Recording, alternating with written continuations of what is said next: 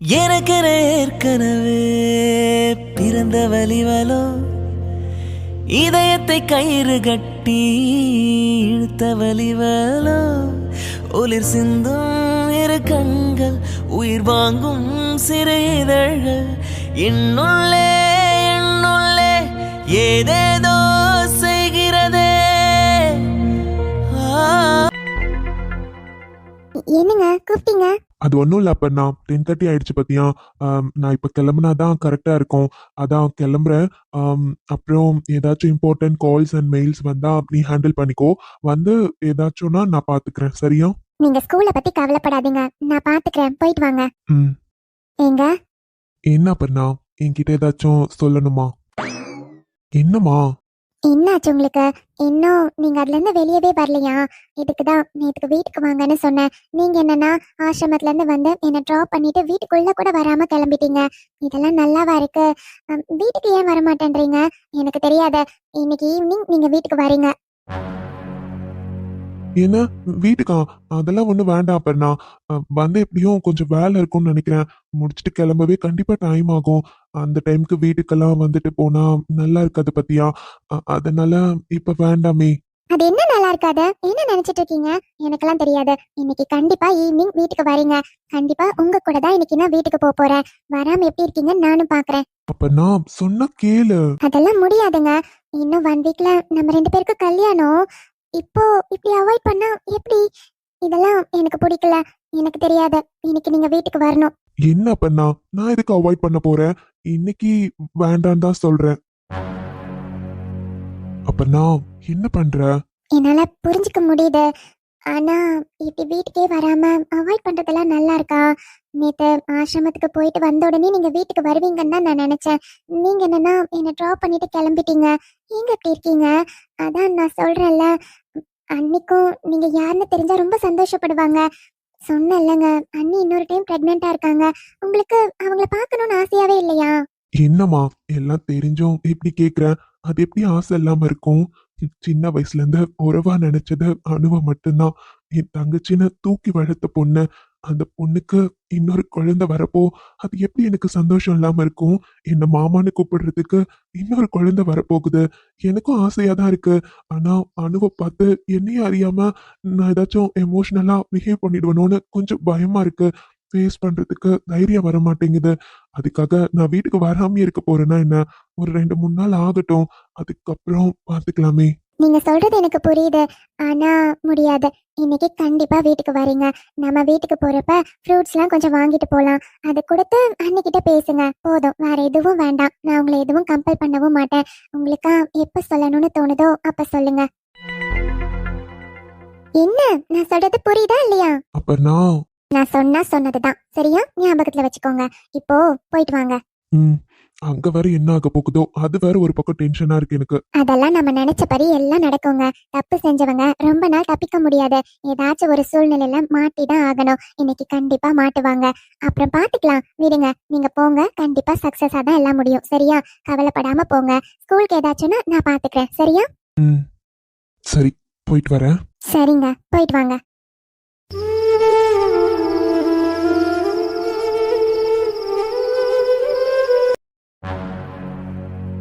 என்ன அதிசயமா இருக்கு? 2 பேருக்கும் என் ரூம்க்கெல்லாம் வழி தெரிஞ்சிருக்கு போல. கவின், சொல்லுங்க மேடம். என்னடா மேடம் எல்லாம் பேசிட்டு இருக்க? ஆமா மேடம், என்னதான் இருந்தாலும் நீங்க எங்க ஆபீஸ்க்கு ஸ்பெஷலா ட்ரைனிங் கொடுக்கறதுக்காக வந்திருக்கீங்க. உங்களை பேர் சொல்லிலாம் கூப்பிட முடியுமா? மேடம்னு சார்னு மரியாதையா தானே கூப்பிட முடியும். அதான் மேடம், சொல்லுங்க. என்னால ஏதாச்சும் உங்களுக்கு ஹெல்ப் வேணுமா? கண்டிப்பா இந்த ஆபீஸ் மூலமா ஏதாச்சும் வேணும்னா நான் செஞ்சு தரேன் மேடம். சொல்லுங்க. என்னடா இவ இவ்ளோ கோவமா இருக்கா? வேற என்ன பண்றது? எல்லாத்தையும் சமாளிச்சுதான் ஆகணும். இங்க பாருடா, நீ வேணா யார்கிட்டயோ பேசுற மாதிரி பேசலாம். ஆனா எங்களெல்லாம் அப்படி நினைக்க முடியாது. எப்பவும் நீ என்னோட ஃப்ரெண்டு தான்டா, என்னோட க்ளோஸ் ஃப்ரெண்ட். நீ சந்தோஷமா இருக்கணும்னு எவ்வளவு நாள் ஆசைப்பட்டிருக்கேன் தெரியுமா? 2 நாளா உன்னோட சந்தோஷத்தை நான் பார்த்துட்டு இருக்கேன்டா. எனக்கு ரொம்ப ஹாப்பியா இருந்துச்சு. நீயும் வைஷ்ணவியும் சேர்ந்துட்டீங்கல்ல, அதான் உன்கிட்ட கொஞ்சம் பேசிட்டு போலான்னு வந்தேன். ஓ, சரி சரி. மச்சான், என்னடா இன்னும் கோவமாவே இருந்தா எப்படி? நீங்க 2 பேரும் செஞ்சது மட்டும் சரியா? டேய், அப்புறம் என்னடா, எனக்கு கோபம் வராதா? நீங்க 2 பேரும் என்கிட்ட சகஜமா பேசி எத்தனை நாள் ஆகுது? அன்னைக்கு அந்த இஷ்யூ பத்தி நான் பேசினதுக்கு அப்புறம் 2 பேரும் பேசவே இல்ல என்கிட்ட. அதெல்லாம் யோசிச்சு பாத்தீங்களா? மச்சான், தப்புதான்டா. ஆனா பாத்தியா, நாங்க 2 பேரும் பேசாம இருந்தனால தானே சீக்கிரமா நீங்க 2 பேரும் சமாதானம் ஆயிட்டீங்க. என்னது? லூசு மாதிரி பேசாதடா. அது எப்படி? நீங்க 2 பேரும் பேசாம இருந்தனால தான் நான் சமாதானம் ஆனேனா என்ன? அதெல்லாம் ஒண்ணும் இல்ல. அ, நாங்க 2 பேரும் ஆல்ரெடி புரிஞ்சுதான் வச்சிருக்கோம். இருந்தாலும் அம், ஒரு சின்ன கோவம், அது பேசி சால்வ் பண்ணிக்கிட்டோம், அவ்வளவுதான். டேய் சரிடா, கோவப்படாதடா. சரி, சொல்லுங்க. என்ன, ரூம் பக்கம்லாம் வந்திருக்கீங்க? ஏன்டா, நாங்க எங்க ஃப்ரெண்ட பார்க்கலான்னு வந்தோம். ம், ம். இப்ப மட்டும் உங்களுக்கு ஃப்ரெண்டு கண்ணுக்கு தெரியறனோ? கவின், முடிஞ்சது முடிஞ்சிருச்சு, சும்மா அதைய பத்தி பேசிட்டு இருக்காத. ம், ம்.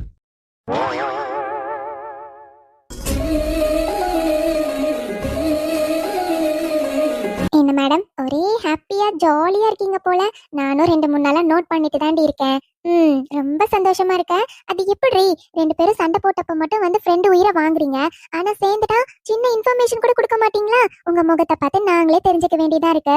இதனால தாண்டி லவ் பண்றவங்க கூட மட்டும் ஃப்ரெண்ட்ஷிப்பே வச்சுக்க கூடாதுன்னு சொல்றது. ஏய் தீபா, அதெல்லாம் ஒண்ணும் இல்ல.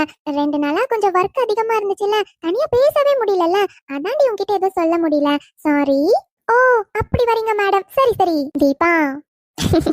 சும்மா தான் வைஷு உன்கிட்ட சண்டை போட்டேன். எனக்கு எவ்வளவு ஹாப்பியா இருக்கு தெரியுமா? என் ஃப்ரெண்டு கிட்டத்தட்ட 3 வாரமா அழுதுகிட்டே இருந்தா. இப்பதான் பழைய வைஷுவை பாக்குற மாதிரி இருக்கு. இங்க பாரு வைஷு, இதுக்கப்புறமாச்சும் நல்லா யோசிச்சு முடிவு பண்ணு. யார் என்ன சொன்னாலும் டக்குன்னு நம்பாத. அது கவின்குன்னு மட்டும் நான் சொல்லல, ஜென்ரலாவே சொல்றேன். முன்னாடிலாம் நீ எப்படி இருந்த வைஷு, ஆனா இப்ப ஏன் இப்படி மாறிட்ட? இங்க பாரு, திரும்பி எங்களுக்கு பழைய வைஷு தான் வேணும். நீ காலேஜ் படிக்கிறப்ப இருந்த மாதிரி இருந்த வைஷு தான் எனக்கு வேணும், புரியுதா? அப்படி பார்த்த வைஷுவை இப்படி எல்லாம் என்னால பார்க்க முடியல. சரி தீபா, சாரி. இதுக்கப்புறம் எப்பவும் இந்த வைஷு இப்படிதான் இருப்பேன், ஓகேவா? பார்க்கலாம். அடுத்து வேற எந்த பிரச்சனைக்குள்ளயும் நீ போய் மாட்டிக்காம இருந்தீன்னா அதுவே போதுமா? உனக்கு மட்டும் எங்கிருந்து தான் டசன் பிரச்சனை வருதுன்னு தெரியல. ஒண்ணு முடிஞ்சா போதும், இன்னொன்னு வந்துருது. அதனால இதுக்கப்புறமும் டிலே பண்ணாதடி. சீக்கிரமா வீட்ல பேசி மேரேஜுக்கான ஸ்டெப் எடுத்து வைங்க. நான் கவின் கிட்ட பேசிட்டேன் தீபா. அவரும் அதை தான் சொன்னாரு. அவங்க தங்கச்சி 2 பேருக்கும் மேரேஜ் இருக்குல்ல, அது முடிஞ்சதுக்கு அப்புறம் எங்க மேரேஜ பத்தி வீட்ல பேசுறேன்னு சொல்லியிருக்காரு.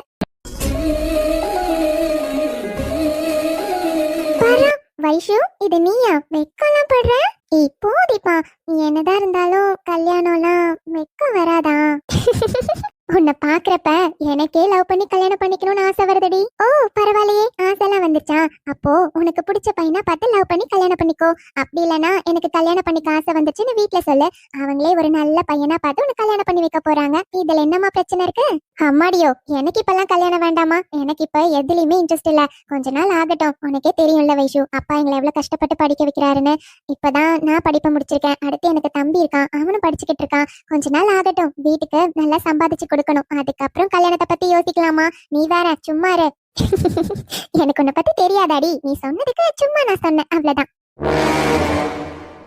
இவ இதுக்கு வந்திருக்கா? என்னாச்சு தீபா? கொஞ்சம் திரும்பி பாரு. யாரு? பாரு வைஷு.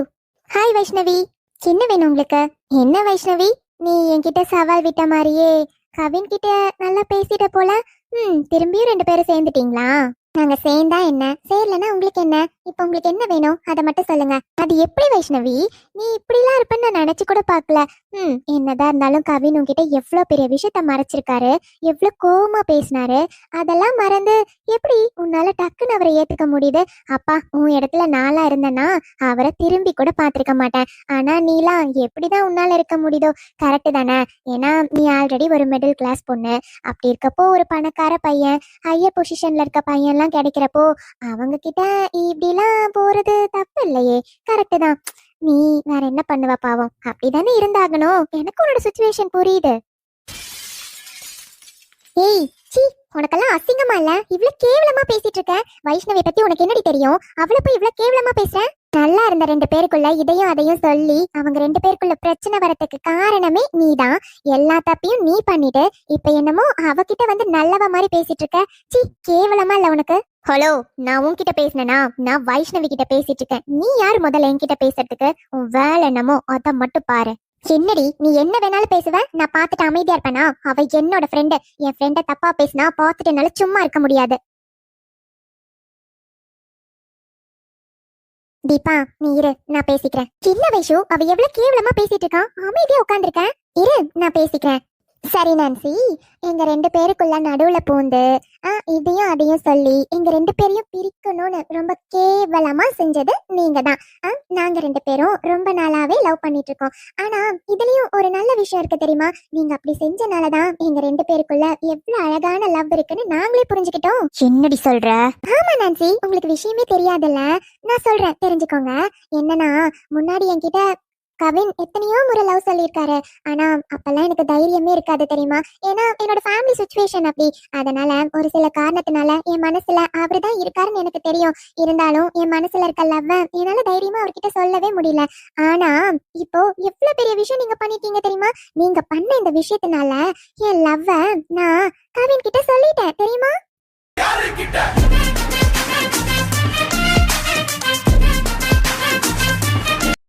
என்ன நான்சி, இதுக்கே இவ்வளவு ஷாக்கானா எப்படி? முழுசா சொல்றேன் கேளுங்க. இதுக்கு முன்னாடி எத்தனையோ முறை கவின் என்ன நெருங்கி நெருங்கி வந்து என்கிட்ட லவ் சொல்லியிருப்பாரு. அவரு என்கிட்ட நெருங்கி வரப்பெல்லாம் எனக்கு ஒரு மாதிரி கஷ்டமா தான் இருந்துச்சு. ஆனா நீங்க இப்படி ஒரு காரியத்தை பண்ணதுனால எனக்குள்ள இருந்த பயம் எல்லாம் போயிடுச்சு. எனக்கு கவின் தான் முக்கியம், எப்பவும் எனக்கு கவின் மட்டும் தானே உறுதியா என் மனசுல நம்பிக்கை வந்துச்சு. எப்படி உறுதியா அவரு மட்டும்தான் எனக்கு, அவருக்கு நான் மட்டும்தான்றது எங்க ரெண்டு பேருக்குள்ள உறுதியா வந்ததுக்கு காரணமே நீங்க மட்டும்தான் நான்சி. சோ உங்களுக்கு தானே நான்சி தேங்க்யூ சொல்லணும். Thank you so much Nancy. என்ன சொன்ன நீ? லவ் சொல்லிட்டியா? அட அத தானே நான்சி சொல்லிட்டு இருக்கேன். என் மனசுல இருக்க லவ் கவின் கிட்ட நான் சொல்லிட்டேன் நான்சி.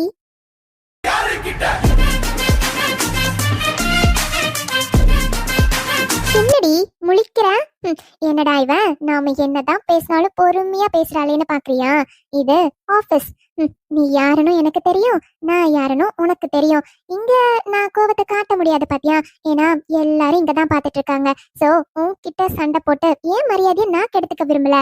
இங்க பாருடி, இதுதான் உனக்கு முதலும் கடைசியும். இன்னொரு முறை என் பக்கமும் கவின் பக்கமும் வரணும்னு நினைச்சாலே உன்னை அவ்வளவுதான் உண்டு இல்லைன்னு பண்ணிடுவேன். இங்க பார், இதுக்கு முன்னாடி என்னமோ, ஆனா இதுக்கப்புறம் என்னைக்குமே என்னையும் கவினையும் உன்னால பிரிக்கவே முடியாது. புரியுதா? வந்தமா வேலைய கத்துக்கிட்டோமா, வெளிய போய் சொந்தமா வேலைய ஆரம்பிச்சோமான்னு இருக்கணும். அதை விட்டுட்டு வந்த வேலைய விட்டுட்டு மொத்த எல்லாத்துலயும் கான்சென்ட்ரேட் பண்ணிட்டு இருக்க. நீலாம் என்னதான் பொண்ணோ தெரியல. இன்னொரு விஷயம் கேள்விப்பட்டேன், நீ தான் சொன்னல இன்னும் 1 or 2 வீக்ஸ்ல இங்க இருந்து நீ போயிடுவல. சீக்கிரமா போடி. உன் முன்னாடியே நானும் கவினும் சேர்ந்துட்டோம். கவலையே படாத, எங்க ரெண்டு பேரோட மேரேஜ் இன்விடேஷன் உனக்கு வீடு தேடி வந்து நாங்க ரெண்டு பேரும் சேர்ந்து கொடுப்போம். ஓகேவா? கண்டிப்பா எங்க மேரேஜ்க்கு நீ வந்துடணும்.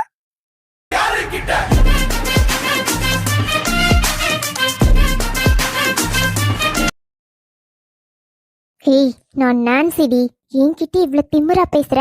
நீ யாரா இருந்தா எனக்கு என்னடி? முதல்ல இங்க இருந்து கிளம்புறியா? தீபா வாடி, நம்ம கேண்டீன் போயிட்டு வரலாம். கேண்டீன் போயிட்டு நல்லா சில்லுன்னு ஐஸ்கிரீம் சாப்பிட்டுட்டு வரலாம். ஏன்னா பக்கத்துல ரொம்ப சூடா இருக்காங்க பாத்தியா? அதனால அந்த அனலே என்னால தாங்க முடியல, ஹீட்டா இருக்கு. அதனால நாம போய் சில்லுன்னு ஐஸ்கிரீம் சாப்பிட்டுட்டு வரலாம். வா வா போலாம். உனக்கு எவ்வளவு திமிர் இருந்தா என்கிட்ட இப்படி பேசுவடி? இவ அப்போ லவ் சொல்லிட்டாளா? ஓ, நான் போட்ட பிளான் எல்லாம் சொதப்பிருச்சே.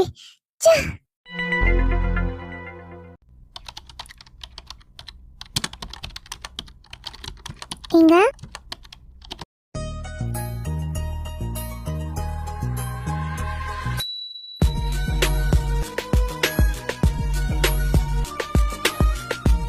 என்னங்க, நல்லா இருக்கா? நல்லா இருக்கான்னு கேட்டேன். இன்னைக்கு தானே உங்க முன்னாடி ஃபர்ஸ்ட் டைம் சுடிதார் போட்டு காட்டுறேன். நல்லா இருக்கா? எப்படி இருக்க? செம்ம அழகா இருக்கா.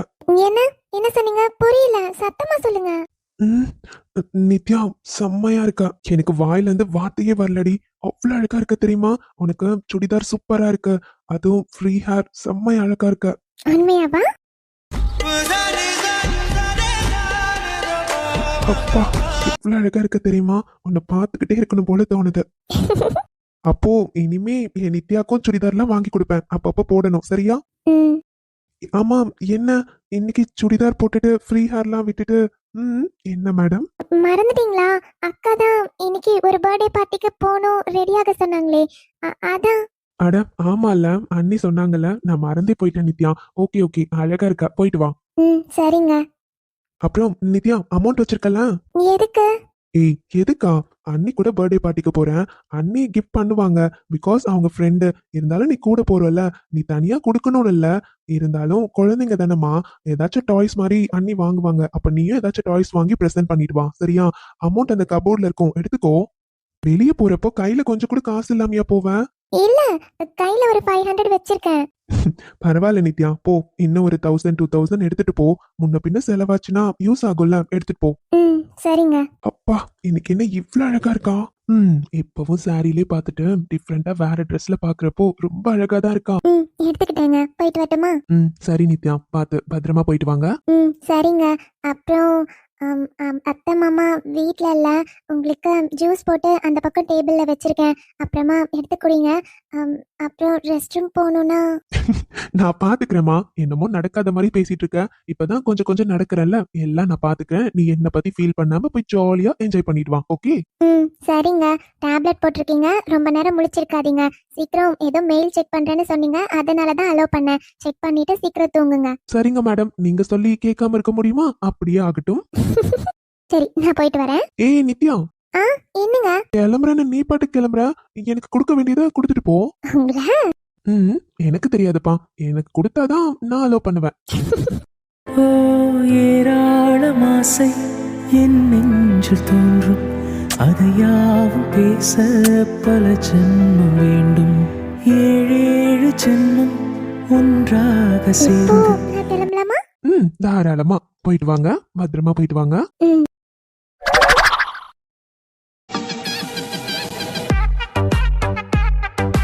வாங்க மிஸ்டர் அருண். வாங்க மிஸ்டர் கார்த்திக். சார், நாங்க ரெடி. நம்ம கிளம்பலாமா? மிஸ்டர் கார்த்திக், அசிஸ்டன்ட் கமிஷனரே ஃபோன் பண்ணி பர்சனலா உங்களுக்கு ஹெல்ப் பண்ண சொல்லியிருக்காரு. அவங்க உங்களோட ஃப்ரெண்டுன்னு எனக்கு தெரியாது கார்த்திக். அப்புறம் சாரோட ஐடியாவை பத்தி என்கிட்ட சொன்னாங்க. இந்த ஐடியாவை யார் பண்ண போறீங்க? சார், அத நித்யா பண்ணுவாங்க. வாட்?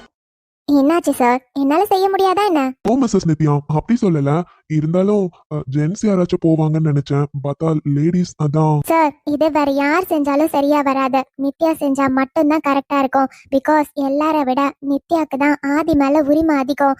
அவனோட வைஃப். அப்படி இருக்கப்போ வைஃப் தானே ஹஸ்பண்ட்காக செய்ய முடியும்.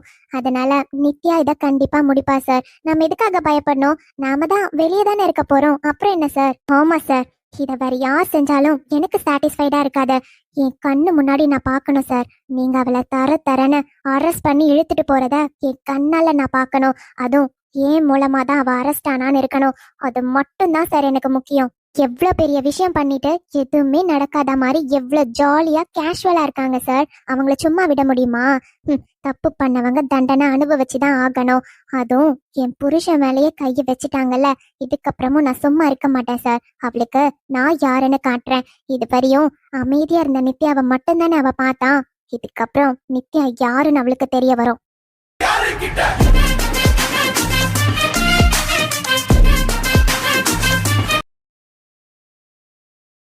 சார், அது மட்டும் இல்ல, அவங்கள பொறுத்த வரையும் நித்யா ரொம்ப அமைதியான பொண்ணு. யார்கிட்டயும் கோபத்தை காட்டாத பொண்ணு. வெள்ளந்தியான பொண்ணு. எதுவுமே தெரியாத பொண்ணு. அப்போ இந்த பிளானுக்கு நித்யா தானே சார் கரெக்டா வருவா. நித்யா பேசுற மாதிரி பேசினா மட்டும்தான் அவங்க வாயால இருந்து உண்மைய வர வைக்க முடியும் சார். அதுக்கு நித்யா மட்டும்தான் கரெக்டா இருப்பா. பிகாஸ் இவளை பத்தி அவங்களுக்கு எதுவுமே தெரியாது. வெளி தோற்றத்தை வச்சு இவங்க இப்படிதான் அவங்க ஜட்ஜ் பண்ணி வச்சிருக்காங்க. இவங்க கிட்ட இவங்களால என்ன முடியும்னு தைரியமா எல்லாத்தையும் சொல்லுவாங்க சார். பட் நாமெல்லாம் அங்க போனா அது நடக்காது. அவங்க என்ன நினைப்பாங்கன்னா நாம ஏதாச்சும் பிளான் பண்ணுவோம்னு அவங்களுக்கு தெரியும். பட் நித்யா மேல அந்த சந்தேகம் அவங்களுக்கு வராது சார். அதனாலதான் நான் நித்யாவை சூஸ் பண்ணேன். கண்டிப்பா நித்யாவால மட்டும்தான் இது முடியும். கரெக்டாமா. ஆனா நித்யா, நீங்க தெரிஞ்சுக்கோங்க. அவங்க வாயால இருந்து கண்டிப்பா உண்மைய வர வைக்கணும். நான் இப்போ ஒண்ணு கொடுக்குறேன். நீங்க அதை உங்க ட்ரெஸ்ல ஃபிட் பண்ணிக்கோங்க. என்ன சார் அது? சொல்றேன். இது பட்டன் கேமரா. நித்யா, இது பட்டன் கேமரா. இது உங்க ட்ரெஸ்ல நீங்க ஃபிட் பண்ணிக்கோங்க. இந்த கேமரா ஆன்லயே தான் இருக்கு. இதை நம்ம லேப்டாப்போட கனெக்ட் பண்ணிக்கோ. சோ நீங்க என்ன பார்த்தாலும் சரி, என்ன பண்ணாலும் சரி, எல்லாமே ரெக்கார்ட் ஆகும். இது வித் வாய்ஸ் தான். So audio and video recording எல்லாமே நடக்கும். அண்ட் ஃபர்ஸ்ட் ஆஃப் ஆல் நீங்க பயப்படவே தேவையில்ல. பிகாஸ் நீங்க மீட் பண்ண போறது ஆஃபீஸ்ல. சோ நம்ம ஆஃபீஸ்க்கு போறதுனால பயப்படவே தேவையில்ல. அது மட்டும் இல்ல நித்யா, அவங்கள பேசி அவங்க வாயால இருந்து உண்மையை வர வைக்க வேண்டியது உங்க பொறுப்பு. நாங்க இது எல்லாமே லைவா பார்த்துட்டு தான் இருப்போம். அது மட்டும் இல்ல, கம்பெனிக்கு வெளியில இருக்க பில்டிங்ல தான் நாங்க இருப்போம். சோ சின்னதா கூட எந்த ப்ராப்ளமும் உங்களுக்கு வராது. அப்படி ஏதாச்சும் ப்ராப்ளம் வர மாதிரி தெரிஞ்சா உடனே நாங்க அங்க வந்துருவோம். அதே மாதிரி அவங்க வாயாலேயே எல்லா விஷயத்தையும் அவங்க சொல்ற வரையும் நீங்க வெயிட் பண்ணணும், வர வைக்கணும். அதுதான் உங்களோட மெயின் டாஸ்க். எல்லாமே ஆடியோ வீடியோ ரெக்கார்டிங் எல்லாமே நமக்கு கிடைச்சதுக்கு அப்புறம் நாம கண்டிப்பா அவங்கள அரெஸ்ட் பண்ணலாம். இன்னைக்கு நடக்கும். நீங்க கவலைப்படாம பயப்படாம இத தைரியமா பண்ணணும். Yeah. Are you good at it?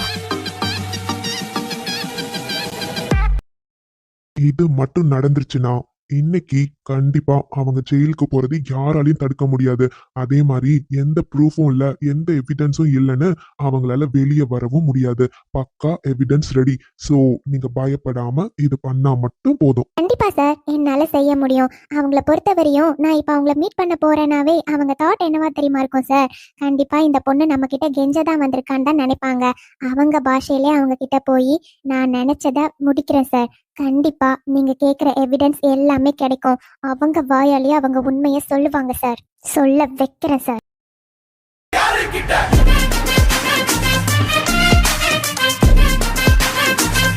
Nithya, எல்லாத்தையுமே நாங்க வாட்ச் பண்ணிட்டு தான் இருப்போம். உனக்கு முன்னாடி அவ என்னென்ன பேசுறாளோ எல்லாமே ரெக்கார்ட் ஆகும். சோ நீ பயப்படாம பண்ண போதும், சரியா? சரிங்க மாமா, எனக்கு பயம்லாம் இல்ல, எல்லாம் நான் பாத்துக்கிறேன் மாமா. ஓகேமா, இந்தாங்க. இத உங்க ட்ரெஸ்ல ஃபிட் பண்ணிக்கோங்க.